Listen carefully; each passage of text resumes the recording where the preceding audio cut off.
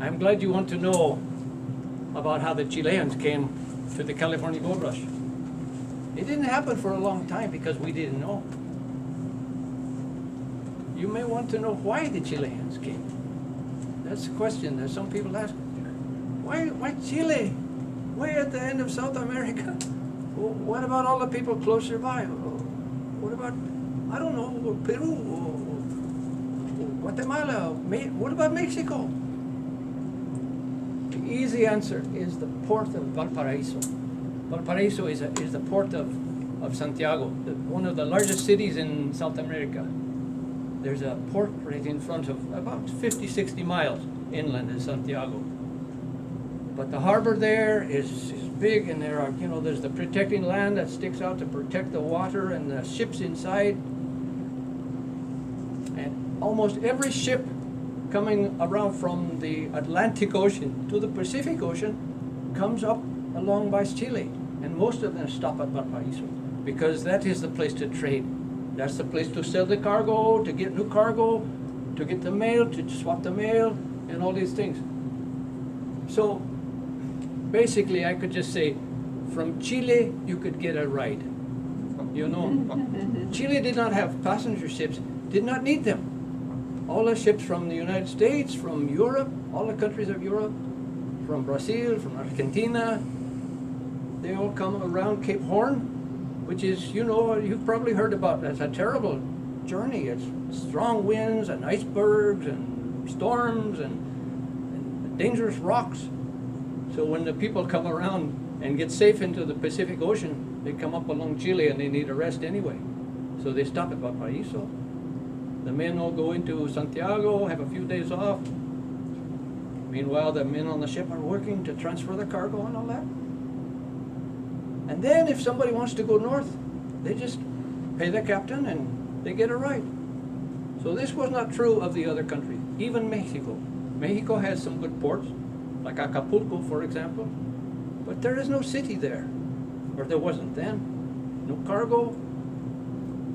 Many ships did not stop there. So that's the answer. I hope that makes sense, because a lot of people want to know that. Why Chile? Well, anyway, we didn't know about the gold rush until August of 1848.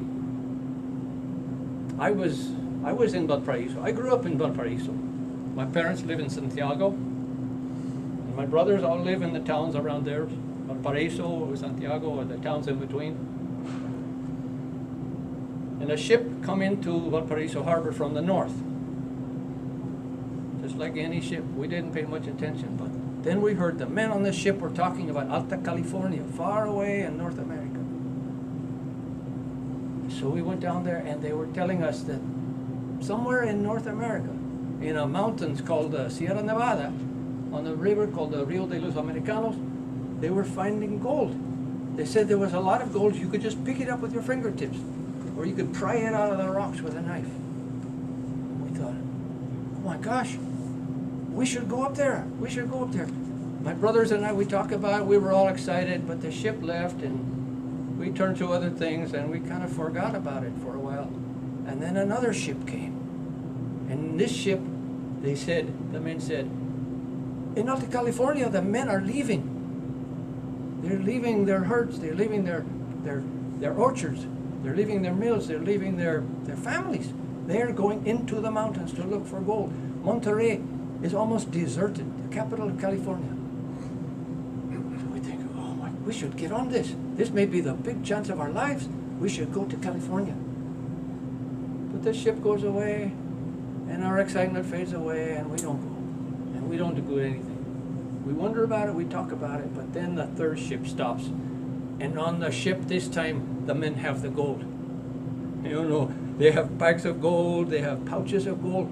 One man has a box, a wooden box, a little box about that big. And he shows it to us. He opens up the lid. And it's full of gold to the top, little tiny pieces of metal, with one piece laying on top the size of half of your finger. And we go, oh, boys, this is it. We're going to go to California. After that, there was no stopping us. We made plans to go. We had to contact our parents, and all of our family got together. We sat down and we hammered it out. our parents would supply us. They paid the money to buy all the supplies. We need a lot of things. We had a mountain of things by the time we were done. Tools and food and clothing and weapons and 100 other things. We had a big pile of supplies on the port of Valparaiso when the ship come in. We paid for the next ship. It was a French ship. And it came at the appointed time, and we climbed on board, and within a few days we were out in the wide Pacific. The captain was in a big hurry to get to California himself now.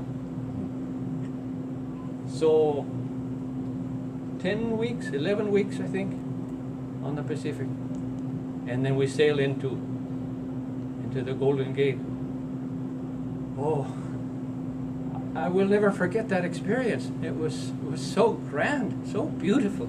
Oh, this beautiful portal, this gate into the Golden Land. It was so perfect, so beautiful, covered with trees and flowers. You could see deer and cattle and sheep, and we sailed through the gate. And this enormous bay opened up to our eyes. We could not believe it. Such a grand bay, so big.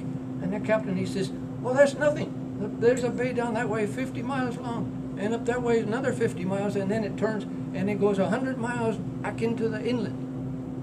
Oh my gosh, enough bay to all the ships of the world could come in here. We don't go that way. He turns just to the right, and in no time we see a little village on the beach there, San Francisco. I count two houses of adobe. There's some other buildings down there where the ships are stopped. But besides that, the whole hillside is covered with tents. Hundreds of tents. We want to know about the gold rush. We want to know about the gold. We don't know anything yet. How do you get there? What do you need? Which way should we go? When should we go? We are shouting questions to the other ships. They won't answer us. They're busy. They can't hear us. Finally, the ship stops. The anchor goes down. We hear it. We hug each other. We made it safe to California. And then we see a man walk on board the ship. We all ran down to him. We pestering him with questions. Is there gold? Is there much gold? Tell us. He's the captain of another Chilean ship. He just come in to talk to our captain. He wants to talk about cargo, his cargo and their cargo and that mail and their friends in common. And we're pestering him with questions, and he has our back to us. Finally, he gets just exasperated with us. He turns around and he throws down his arm. He says, "Sí, hay oro! Hay mucho oro!" And he turns back around. Oh my God, there's mucho oro. It's true. We have come to the land of gold. We want to go into the city right away and ask questions. So as soon as we can, we're off the ship. We're walking through this little town. It's all mud. There's no streets. The muds are filthy. They're filled with garbage and empty whiskey bottles. And we start asking them in, but they're all busy. Everyone is running around and doing things. They're carrying things or lugging things or pulling things, or pushing things. One man has a carilla, a wheelbarrow, and he's the lucky one. Nobody else has that. And others are pounding things into the mud like posts and so, and nobody will talk to us. Oh, there's a few people that talk to us, but we can see right away. Those are the ones who don't know anything. They don't know as much as we do. So finally we say, let's go down to that big building down there where the ships are. So we go down there, and it's a hotel. So we go inside, and they're just going to serve dinner. We look in the room, and it's a big, long room with a big, long table, and they serve everybody at the same time. So we say, well, let's sit down at the table. We can ask the questions there. So that's what happened. We sat down at the table, and all these Yankees, we call them all Yankees. Everybody called them Yankees. There was no offense in that. We sat down at the table, and the Yankees sit down, and we start asking them all questions. And we try to memorize the answers, try to get a picture of how to go and when to go and all these things we need to know. But pretty soon we get confused because they're not saying the same thing. They are contradicting each other. They're even contradicting themselves sometimes. And our heads are just filled with nonsense, and our heads are spinning. Finally, we just go back outside, and we sit down on the rocks. You know, I wrote some of this down in my diario, how you say, diary, the questions and answers. No, just the questions that they ask. I can remember them, I will tell you. You see if you can make any sense out of this. So they say,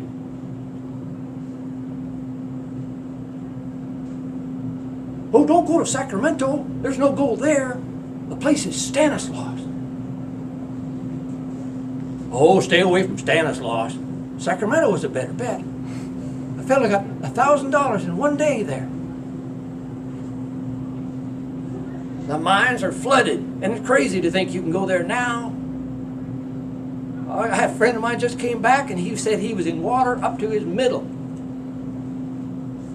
What do you mean water? That place is drier in the winter than it is in the summer. An ox is worth $100. It's worth $1,000 at least. Don't listen to them. They're fooling you. There are rich farmers up there who will rent oxen to you.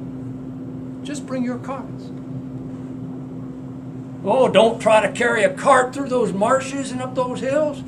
Buy some horses, or you can get wild mares and break them. They're $50. Oh, forget about horses and carts and mares. Whoever told you that has never been to the mines. Just get yourself some sturdy boots and a leather bag. You can find good places only by walking. So we sat on the rocks and we talk about this. And we're not getting anywhere. We can't make any sense or make any decision. And finally, the most intelligent of us says, well, I say, we will make no decisions on this. We will do what we always have done. We will trust luck and we will trust ourselves. So that's what we did after that. We asked no more questions. We made up our own minds and we did just fine. A week later, we were walking up to the Diseminana. The Diseminana was a river ship that could take us up to Sacramento, the new town of Sacramento. Except they don't call it Diseminana. Diseminana means, so says my grandmother. But they call it the Diseminana. The Diseminana. It was a filthy ship. We could smell it from 100 feet away. It was old, it was broken, it was worn down. We had bought our tickets the day before from an agent. The owner was a rich Mormon named Sam Brannan. We look inside of the ship, and it's completely full of Sam Brannan's cargo. He had filled up the ship to take things up to Sacramento and other ports to sell them in his stores. So there's nothing for us but to put our stuff on top of his cargo. A mountain of things, including a Chilean mining machine. Have you ever seen one of those? It was 4 feet across and maybe 3 feet tall. It weighed over 200 pounds. It'd take 3 men just to move the thing. But everybody who came from Chile had one of those because they are used on the rivers in Chile. They're designed for river mining. There's a machine inside that goes around, pushed by the current, and it will separate the sand and the gold. So we carry that thing, we set it down on the boat, and everybody else does the same thing. There are 29 passengers on the Diseminana. Oh my gosh, it was the worst time we ever had. It took almost 7 days to get to Sacramento. We had to sit in one position the whole time. You could not stand up because they kept moving the sail for the winds, you know, and the rigging would come around, and you had to duck.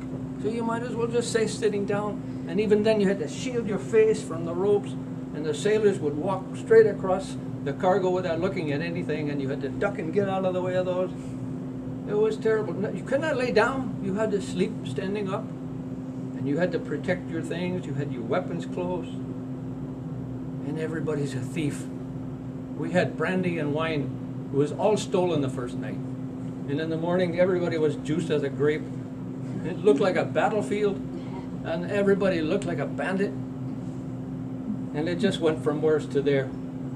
The only thing was, it was so beautiful sailing through those bays. San Pablo, Suisun, and up to the Delta, where there's all these channels that go through the grapes and vines. And then the Sacramento, I think it was the prettiest river I ever saw. And choked with shrubs and flowers and vines clear down to the water. And the trees so big sometimes the branches stretch across the river, and sometimes they would get stuck in the mast, and the sailors would have to climb up and chop the trees away so we could go. I seldom think about that trip because it was so horrible. But finally we got to the new port of Sacramento. We were glad to be off the ship. We made a big pile on the beach there next to the ship where the landing was. And we walked up into this town, which was just being born. There was not much there. A lot of people, kind of like San Francisco, only more wild. A lot of heavy boots walking around, mud, no streets, no trails, just wild tents all over the place. We found a dry place. We set up our camp. Now what do we do? How do we go from here?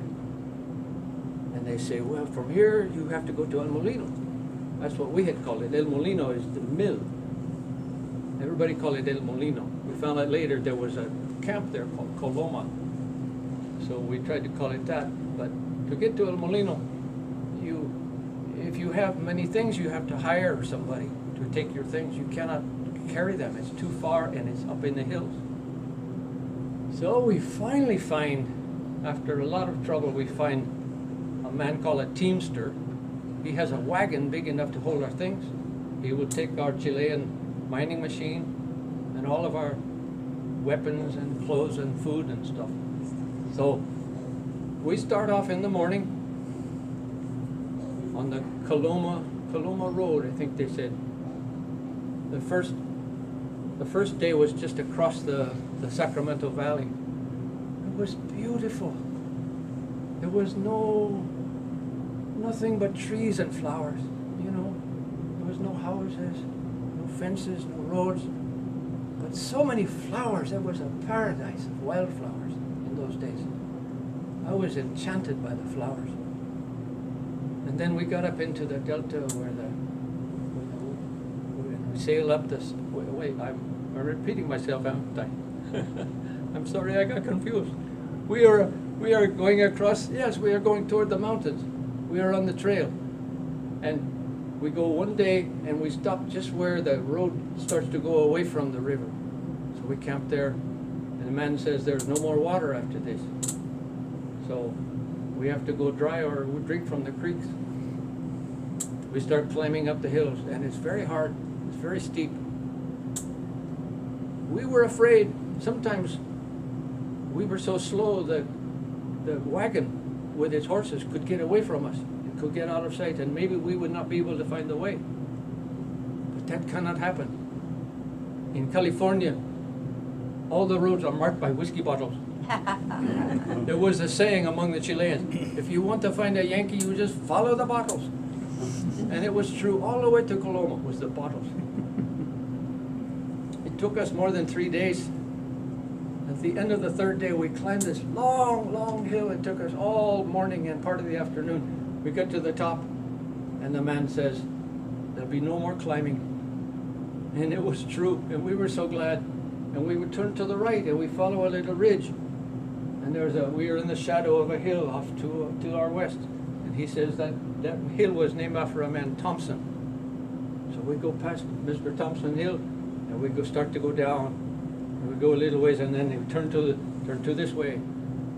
And it goes steeper and steeper and steeper. And we're practically falling down into the town of Coloma. And finally, there we are. The most beautiful little valley I ever saw, with big tall trees. And Indians, naked Indians. They're washing gold out of baskets. They're all completely naked, except the women have a piece of animal skin tied on here. I tried to see them. I wanted to walk over and look and see how they were doing it, but they got scared and they ran away. So we walk on down into Coloma. We pass one building, and there is that name again above the door, Brannan. And past there we go on down and we see the mill. It's abandoned. There's nobody there. The raceway is filled in with sand and rock. So we take out our Chilean gold pans. They are heavy. We go down to the river and we try our luck. But the people there say, oh, don't bother, there's no gold left here. This was more than a year after they found the gold, so it's all been washed already. But we try our luck anyway, we find a little bit of gold. And we think, we brought that confounded contraption all this way. We got to set up our Chilean mining machine. We carry it out into the river and set it up carefully on the rocks and the sand. But we can't get it to work. This river is too different. There's too many rocks. The water is cold and fast. But we set it up anyway. We work all day as hard as we can. We have to turn the machinery with our hand inside because we can't get the river water to work. As hard as we work, all of us, myself, my brothers, and our peons, we cannot get the machine to work. There is almost no gold. And that night it starts to rain. It rains very, very hard all night. In the morning we come out and there's our mining machine sitting in the water. The river has come up around it. We cannot even walk to the machine. And about a half an hour or so later, we see it dance a little bit and then float away down the river. We never saw it again.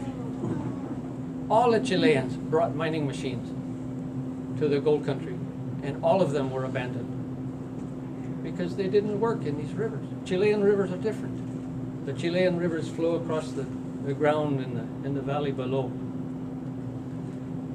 After that, we tried to get across the river because one of the Yankees who became our friend, he said there is a place across the river and downstream a ways where they're still finding a lot of gold. So we decided to go there. There's only one way to get across the river. There was a ferry, you know, a raft. And so we went to the raft. It was just up the river a little ways. And we found the raft there in the water and a rope tied across the river. We piled everything we had onto the raft. We said, well, there's nobody here, we'll just borrow the raft. And so we started across the river. Some of us are pulling on the rope and some of us are pushing with the sticks in the water. When we get about halfway across it, I don't know what happened. Somebody did something wrong. But just in an instant, that whole raft just flipped upside down like this. And we are swimming for our lives in the water. I thought I could not find which way was up for a long time, and I finally came up and could see my brothers fighting for their life and the water rushing downstream. We finally all got safe. We found each other and we assembled on the riverbank, and we were almost crying because everything we had was gone. All of our tools, all of our food, our clothing, our rifles, we had nothing left but just what we were wearing. So from there, we had to do like everybody else, just prospect. We bought one of the California cradles. Everybody was using these. They worked like a miracle. And they were nothing. You could pick one up with one hand. We found more gold in 5 minutes with a cradle than we could with our Chilean mining machine in a whole day. So we wandered from place to place. Things started getting worse. Things started getting worse because the Americanos, the Yankees, they did not like us. Some of them. Many of them were very nice to us. But there were some big, strong men who liked to throw their weight.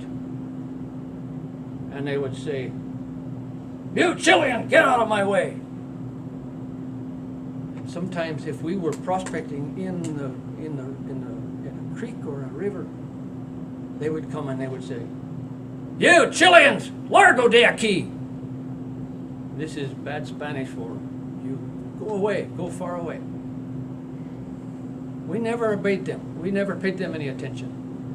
I don't know what they thought we were, but we were not cowards. We are strong. We are brave. We know what we're doing. We are educated. And most of all, we know about the United States. We studied it in school. We know about the Constitution. We know about the Bill of Rights. We know about, what's that called, the Declaration? Thomas Jefferson. All those words. We cherish those words. All men are created equal. You know, life and liberty and all that. We knew that. So we could not stand these men who tried to push us around. Sometimes we would come right back in their face and we would say, "You, Yankee, largo de aquí." That just made them mad, you know. It got worse and worse. The longer we went on, we found more of these bullies. And we called them cobardes. A bully is always a coward. But it got worse and worse. There were more and more troubles. And some of our other Chilean friends, they had more trouble than we. There were some Chileans down south of here, a place called San Andreas, very near San Andreas. The place is called Chile Gulch now. And there was so much trouble there, they call it the Chilean War. And several people died, mostly Chileans. There was a farcical or kangaroo trial at the end, after much marching back and forth from Calaveras all the way to Stockton and back. In Stockton there was a judge, and he took our side. And we tried to arrest the men ourselves because he had given us an arrest warrant. But of course, we couldn't do that. We could not even speak English. We were trapped and we were tied up and we were taken back and we were tried by them. I don't even want to tell you what the punishments was. One of us, no, two of them were shot by a firing squad, but others were punished in an even worse way. I don't even want to tell you. It was terrible, and it kept on getting worse. And then there was a judge in Sacramento who had been appointed by the military governor. Colonel Mason was his name. You see, there was no government in California. We didn't know this for a long time. There was no government. I mean, there was no sheriffs. There were no policemen. There was only the army, and the American Constitution says that the army cannot control the people with law. The states have to do that. California was not a state. Neither was it a territory, so there was no government at all. No book, you know, no code of law that you could see and read what people were supposed to do and not. So the judges were just using their own minds, or using what they called common law from the old days. So this judge in Sacramento took it upon himself, and he issued a proclamation that all the Chileans must leave the gold mines, all of them. And if they were still there in 7 days, they could be arrested by the people, even by force. So we knew it was over. We were outlaws now. We could not defend ourselves against that. So all the Chileans had to come down out of the mountains. There were thousands of us. The historians tell us that there were over 7,000 Chileans who came to California in 1849, in the first half of 1849, before the Americanos got here, the wagons and the ships. So we were singled out. We don't know why. The best guess is because the Yankees were doing the same thing to the Sonorans. The Sonorans were poor people from Mexico, from the northwest part of Mexico. It's a desert there, and they're very poor. They have nothing. They are humble, simple people that never have fights. They walk all the way from Sonora up to here, up to the gold lands, with carrying a gold pan, because they know how to pan. There's gold in the desert in Sonora. And the Yankees come to them when they see them working, and they say, "You Sonorans, largo de aquí." And the Sonorans would look at each other and stand up and shrug their shoulders and walk away. And they tell each other, "It's okay, we'll find another place." So then when the Chileans, when the Yankees see us, they think the same thing. Maybe they think we're Sonorans too, or maybe it's because we speak the same language. But they are very angry because we do not do what the Sonorans do. We stand our ground. We say no. That is what I think happened. I'm not sure. We got back to San Francisco after leaving the mines, and the worst of all happened there. It was called the Hounds. Do you ever hear about the Hounds? It was a band of young men, young Americanos. They found out later they were soldiers. They had been soldiers in the Mexican War, and they hated the Mexicans. So they turned against us too. And they were out in the streets of San Francisco in the middle of the day attacking Chileans. And nobody could do anything about it because there was no law, because there was no police, because there were no courts, no judges. They attacked Little Chile. Little Chile was a neighborhood. It was poor, but there were Chileans there. There were families there. There were women, children there. They came. The Hounds came. They always announced themselves with a drum and a bugle. Their motto was, "We can get away with it." That is what they said. And they attacked Little Chile in the middle of the day for everybody to see. They killed one man, and they killed one woman, and they attacked her daughter. And they destroyed Little Chile. They burned everything with their torches. They had swords, they had clubs, they had guns, they had knives. The Chileans were scattered all through the town. But you know what? That was the end. The people of San Francisco could not stand that. And they started to resist. And this is me, Vincente Pérez Rosales, talking to you. It's not some guy pretending to be me. I saw the people come together. I saw them hold meetings in their houses.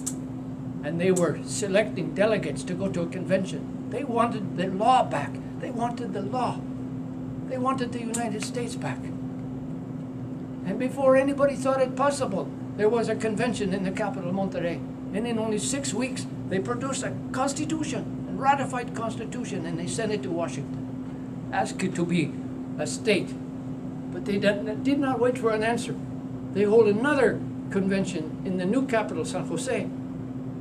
And this convention elect a legislature. And the legislature meet and they write laws for the people to know what to do and what not to do. And this all happened before anybody could believe it. And in the middle of a gold rush. It made a big impression on me. I was proud of my Californians. I don't mind telling you. When it was over for us, we wound up back in Chile to write, to remember, to tell our grandchildren. And with that, I think I feel myself fading away. I must return to my own time. But please, thank you very much for listening. It was some pleasure to meet all of you. Go to Chile. Go see Chile. It's a beautiful country. A perfect climate, just like here, the Mediterranean climate. Warm summers, not too hot. Rainy winters, not too cold. Go see my national park, Vincente Pérez Rosales National Park. One of the best parks in all the Americas.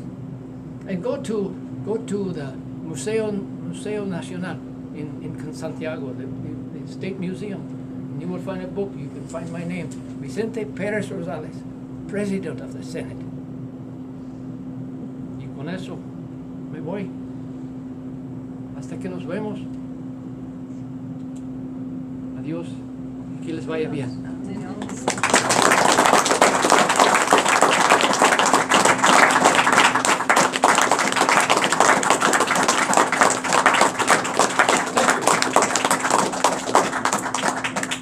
I suppose I should explain myself a little bit. Why do I know so much about Chile? Well, because I was exposed to Chilean people all of my life. My parents were pretty hip people back in those days. They were culturally aware before it was cool. And they had many Latin American friends, and in particular Chilean friends. My father was a scholar, And he had a colleague who was Chilean, Carlos Lopez. Carlos Lopez was often to our house. He brought us Chilean food and Chilean recipes, Chilean musical instruments, taught us a song sung by the peons, probably in California. And my father was a historian also, and a linguist, and translated, I should get that book if I can. But, okay, thank you, Jerry. He translated the Chilean diaries of the 49ers, the Chilean 49ers. And the book is long out of print, but it was, it's still considered a primary source of information about the Chileans in the gold rush. Really top-notch stuff. Vincente Pérez Rosales is in there. Thank you. You won't find this in bookstores now, except maybe used bookstores. Maybe you can send away for it. Good old Amazon and so forth nowadays. But